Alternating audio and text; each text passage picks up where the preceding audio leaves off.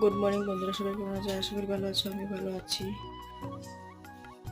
তো আজকে কিছু রান্না করিনি, কটা বাজে, সকালেও কিছু খাইনি, শুধু একটা বিস্কিট খেয়েছি আর একটু জল খেয়েছি। ওয়েদারটা খুবই খারাপ, কি যে রান্না করব বুঝতে পারছি না। বর তো সকাল সকাল গিয়েছে ভোট দিতে, এখন আমি কি রান্না করবো আমার মাথা একদমই বুঝতে পারছি না কি করব। তো বন্ধুরা তোমরা বলে দাও আমি কি রান্না করব।